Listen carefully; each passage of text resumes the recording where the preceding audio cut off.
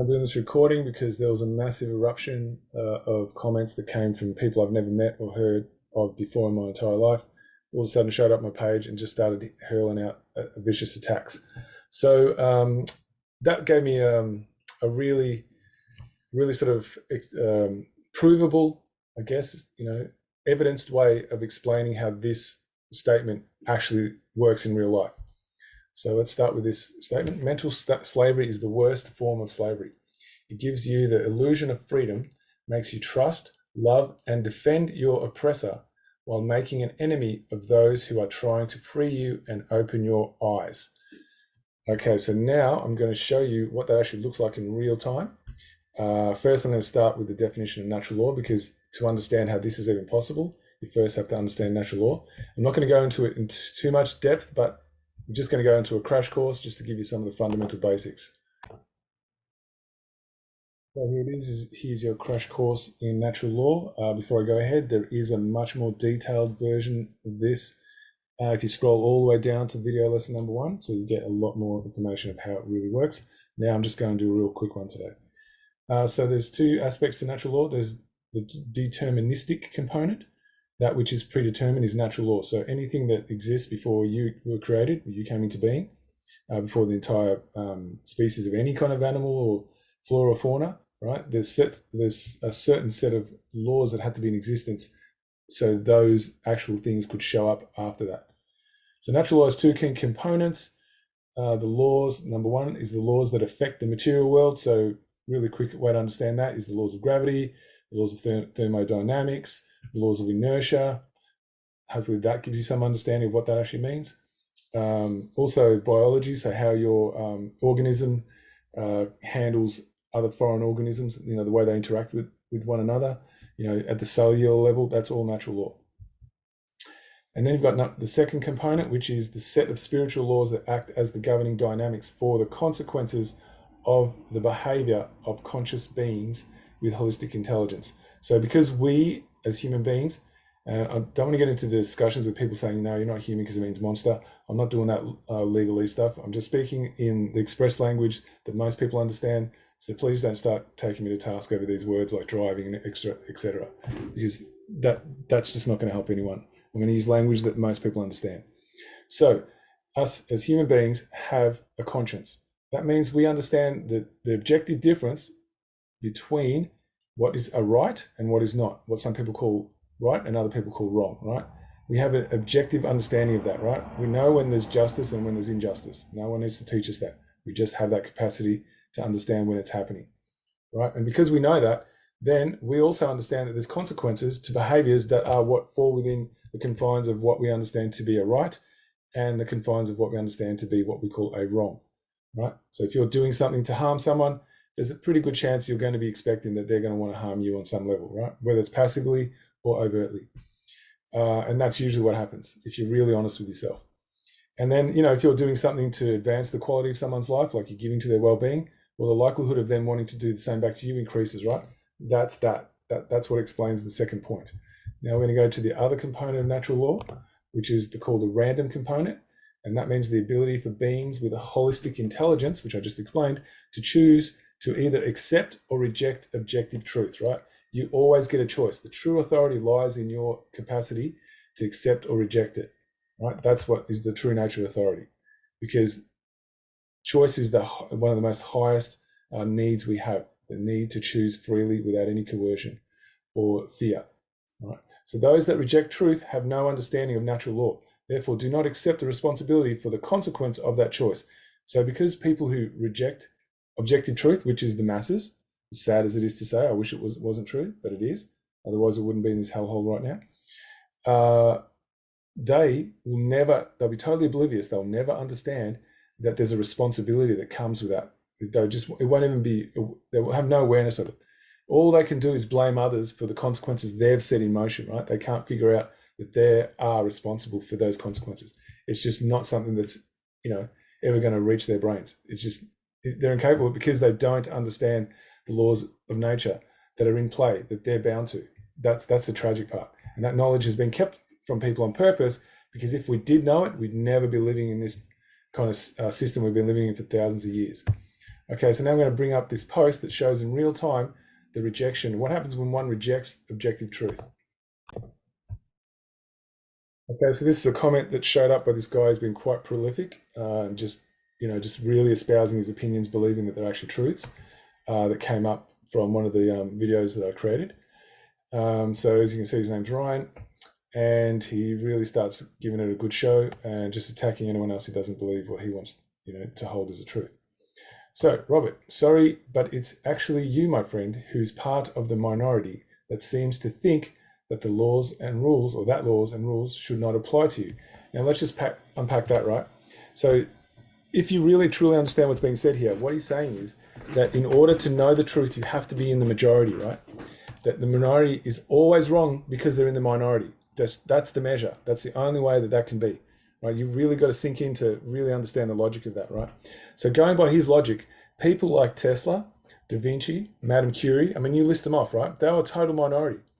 They could not have any positive effect on the majority at all. It's not possible because the majority knows better than them. That's running on that logic, right?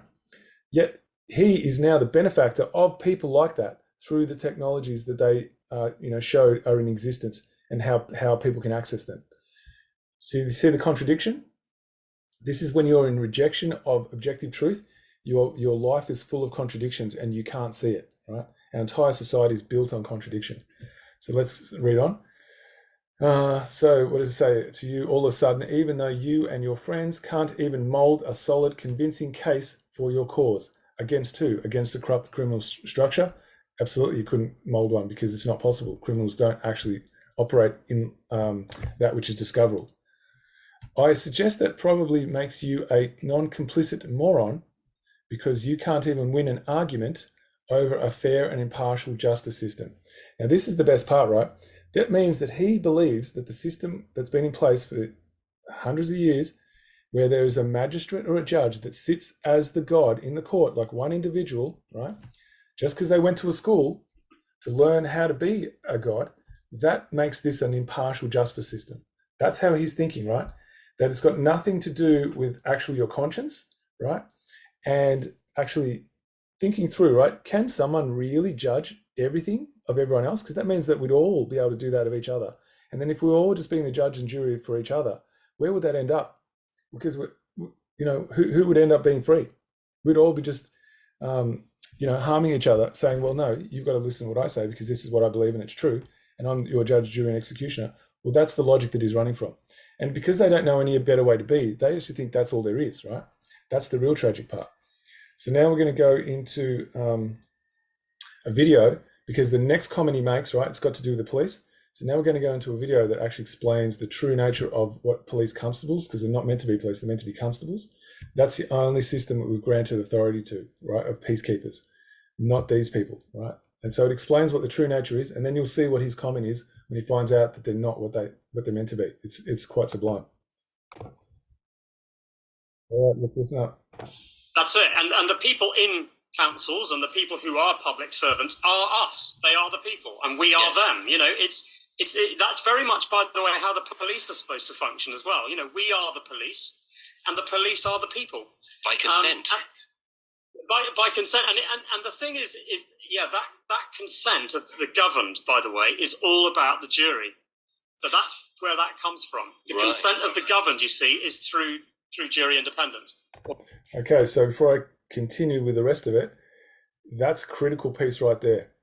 Okay, so I've done lots of videos, guys. If you want to go back in to see how it works, probably get down to about lesson 8, lesson 9, lesson 10. It starts getting into this kind of material. Anyway, so just quickly running through it.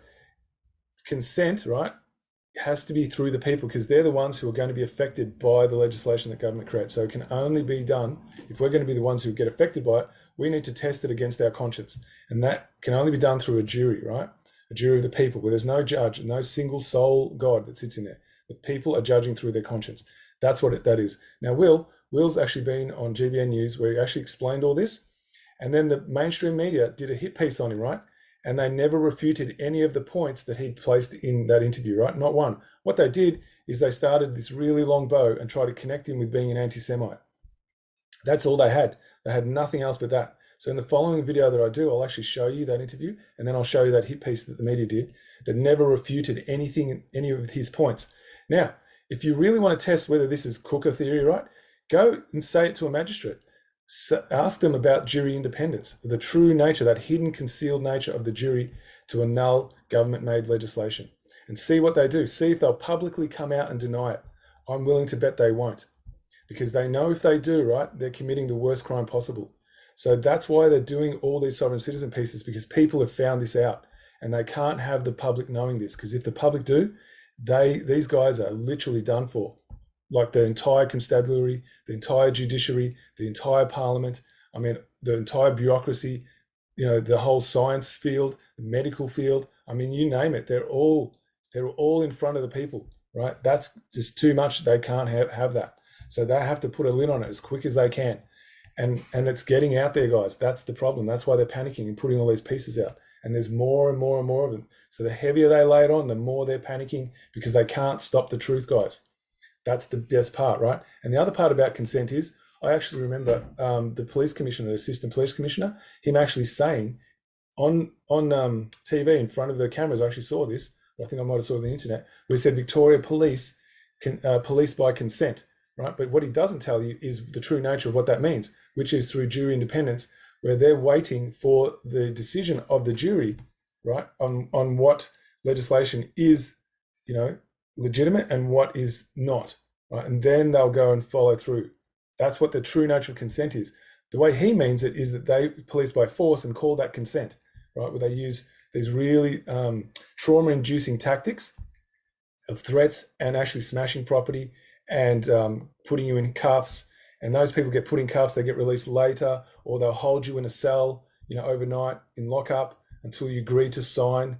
That's how they do it, right? So they use the most, you know, invasive techniques to get you to sign that bit of paperwork, which then grants them consent. That's how they do it, right?